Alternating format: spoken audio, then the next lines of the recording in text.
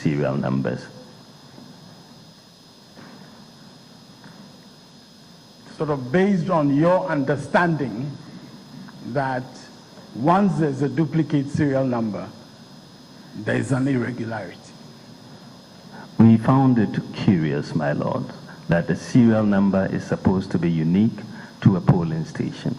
And when we provided our further and better particulars, the response of the second respondent made us even more curious, because they said that they were printing them because they expected more people to file for the presidential.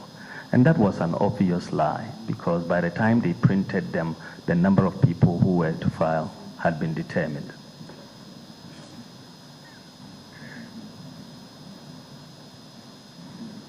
Now, you see, what I'm trying to establish at this point is that certain pink sheets were picked out from all the polling stations in the country in order to present as evidence before this court. In order for your computer to bring out serial number pink sheets, your serial numbers on pink sheets and their duplication, you must have the view that that represents an irregularity. So can you just indicate to us, was that a view of your legal team or of yourself as head of the committee? Well, I think we discussed it with the legal team, that is it regular to have the same serial number in two different polling stations? I'm wondering whether counsel can be eliciting from the witness discussions that he has had with his legal team. I thought that that is privileged, and he keeps going on asking this question about discussions he's had with the legal team. I believe that is privileged. My Lord? Well, yes. My Lord, the petitioner is giving evidence before this court about allegations of irregularity. And he has provided, by way of testimony, pink sheets from various constituencies in this country. He is explaining how those particular pink sheets were selected. That's what my question is about. What was the basis on which certain pink sheets and not others? So I think it's entirely appropriate for the petitioner to talk about the fact that he had consultations with his legal team. There's no attempt to elicit any sort of details of the content of those conversations. The only point that I'm seeking to establish is the basis on which those particular pink sheets were picked out. If he refers to the legal team consultations in answer, that clearly is available to him to answer. He cannot be stopped by his counsel from giving what is a truthful account of what he knows. That is really the point at issue. I'm asking him the basis on which they picked up serial numbers on pink sheets, and he said they did it in consultation with the legal. And the trouble is that after establishing a certain major premise from which certain deductions can naturally flow, you then nonetheless go piecemeal on that issue. I don't. Yeah, my lords, with respect, I don't believe that I need to indicate what my next questions are going to be, because I'm moving. No, I'm not saying that you should indicate. What I'm saying is that if the man says that he set up this committee in consultation with his legal team, and he is saying that their work was guided by the legal advice of that team, the rest follows. Whether on a particular thing, it was referable to that, the next thing it was referable to. I thought that it's a common basis for all those details. Very well. Yeah. Very well. I want to find out if you want to find out from him the basis or the sort of advice he got from the legal team. Because that seems No, to be the I'm not. objection of counsel. I'm not trying to get the sort of advice because I appreciate that that is a legal matter that we are going to get into ourselves. So I'm not seeking to get into the sort of advice he got from the legal team. All I'm asking him is how they came to select certain pink sheets from the 26,002. That's really all I'm asking him. So if he answers by saying that they gave a command to a computer, and then I proceed to ask, but the computer had to be told that wherever there's duplication, so how did you come about that directive? I mean, that's your view? Is that, I don't see what's wrong with those questions. My Lord. So the computer, just to... we have... Very well. We have told you that this line of questioning, in the first place, not so necessary. The question of inference addressed from the major premise established, and then quite clearly you cannot unravel the advice that flowed between him and the legal team. Well, I made it clear with respect that I have not sought to do that. I'm not seeking to unravel the nature of the advice that I mean, that is a matter on which we will address you legally, and frankly, I don't really care very much. What was the last question? I even stopped writing many of them, that the objection was raised to. Well, maybe my learned friend can tell us what the question he was objecting to. All right, let him proceed. If it happens, you can, yes, go.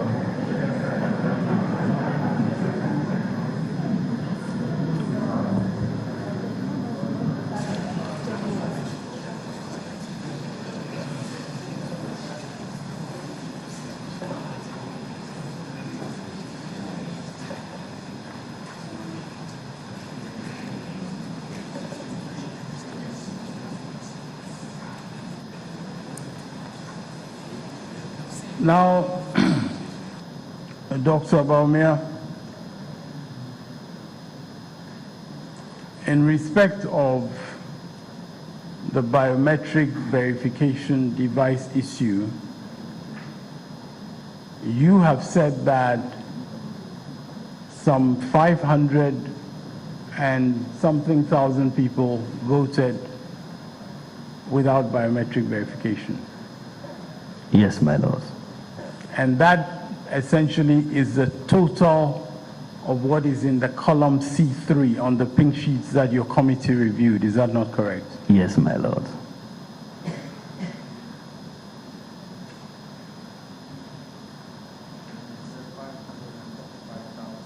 I just 500 and something thousand. I can't remember what you said. Yeah, I remember. It's 535,000, huh? Isn't it? Yes, my Lord. Yes. Plus some change. I remember that.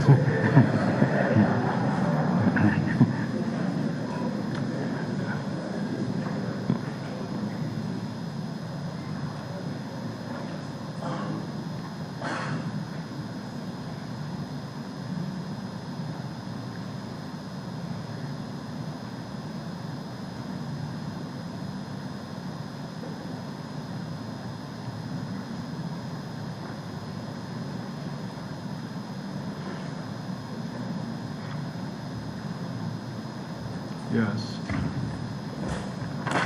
And you also indicated that some 800 and something thousand votes are what you are seeking to have annulled as a result of that allegation of irregularity.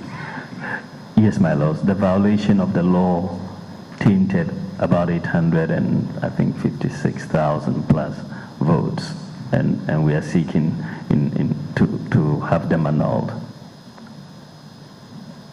And that figure is also really the figure of votes that were cast at the polling stations that you say are affected by this irregularity from the face of the pink sheet. Yes, my lord, the violation of the law occurred in those polling stations.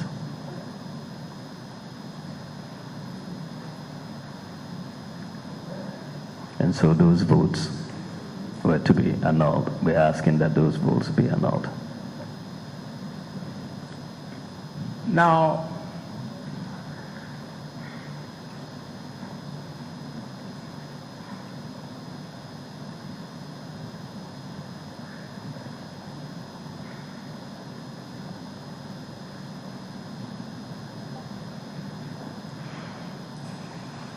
it is not part of your claim that any of those 800,000 people voted without being on the biometric register, is it? Is it part of your claim? No, it's not. It is our claim that votes in those places, voting without biometric verification, took place in those places, and consistent with what the second respondent has done in other polling stations in annulling those results, we should also have those ones annulled. So you acknowledge that each of those 800 and something thousand people were on the biometric register. You acknowledge that? That I cannot acknowledge. I wasn't there, you weren't there. So I cannot acknowledge that, my lord.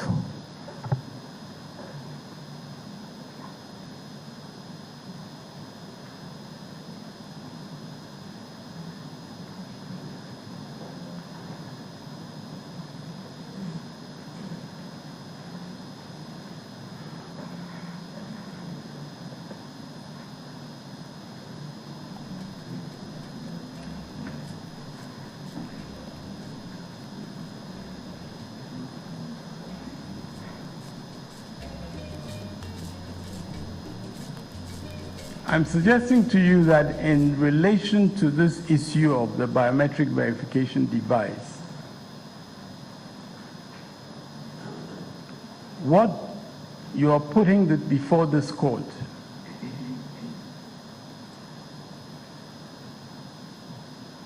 is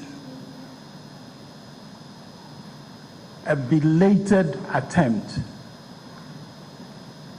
to question votes that were duly counted at each polling station. That is what you're putting before this court. No, my lords. We were given 21 days to file this petition, and we came in on time with the evidence. So it is not a belated attempt, my lords.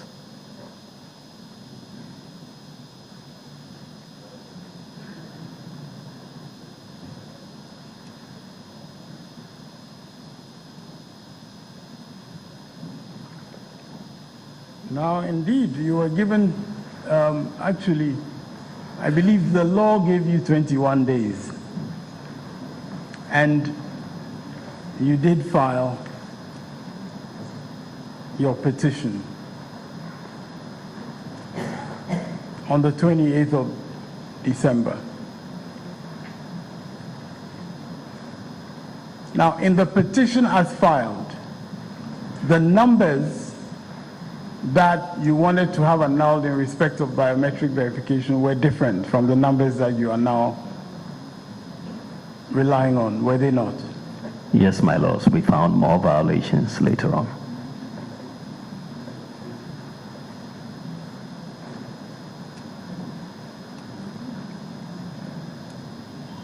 And so you amended your petition. Is that not correct? Yes, my lords.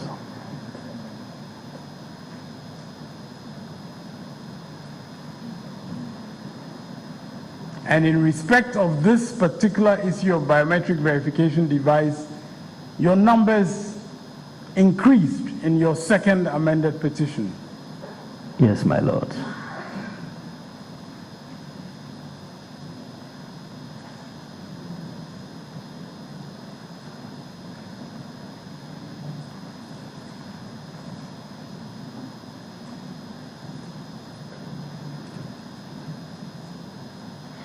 And then in the witness box,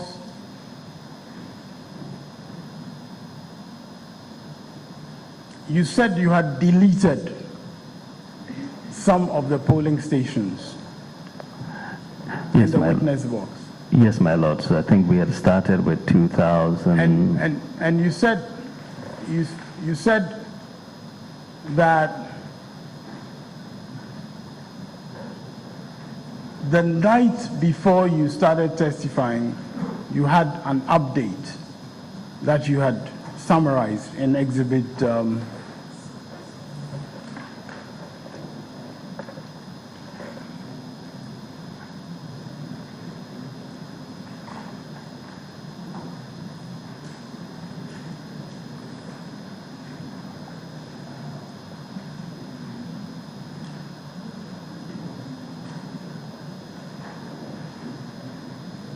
Exhibit A, I believe.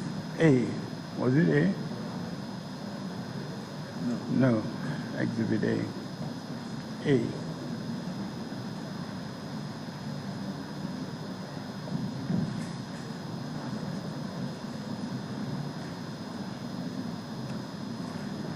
It's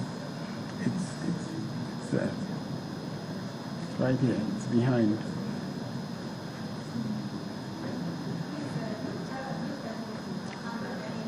Exhibit A. I said Exhibit A, yes. And so anyway, we'll proceed. So you basically said you had done an update as of last night in your evidence. Yes, my lord.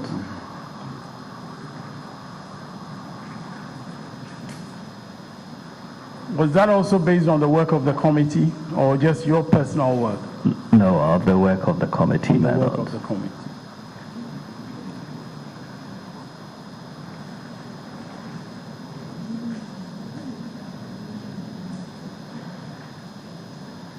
And you remember you did tender the exhibit that I'm referring to, Exhibit A, which was your update. You remember that? Yes, for some, I think, That's fine. 83 polling stations.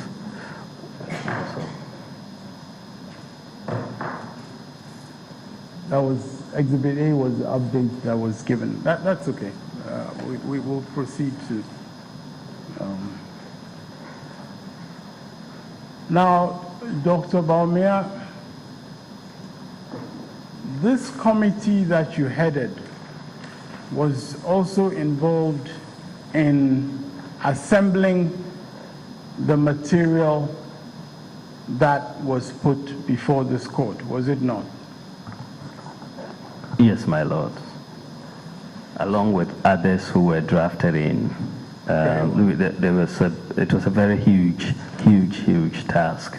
We needed a lot of people because the documents were probably over 400,000 documents. Hundreds of people or? It was a large number. I didn't actually have a full count of everybody who came in to assist. Exactly. But Exactly. And they all helped you as you put together the exhibits and so on. yes, my lord.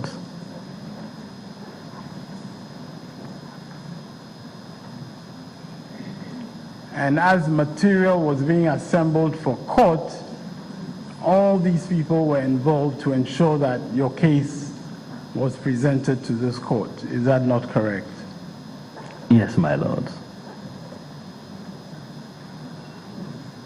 So, for instance, when you were swearing to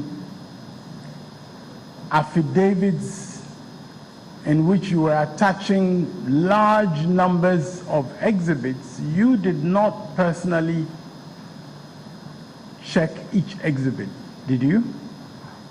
I did personally check each exhibit electronically and manually. We went through each exhibit. So you personally checked each exhibit personally?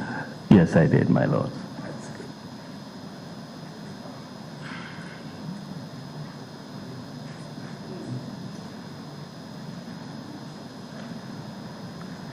And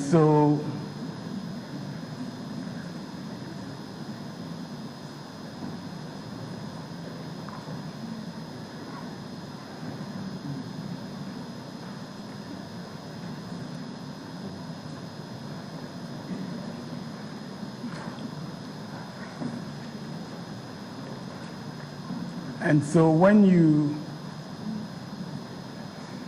say to this court that your exhibits relate to 11,000 and something polling stations, that is something that you personally are able to vouch for? That's what I believe to be true. But as you said, we're going to have an audit at some point to reconcile the numbers. That's what I believe to be true, my lord. That's what you believe.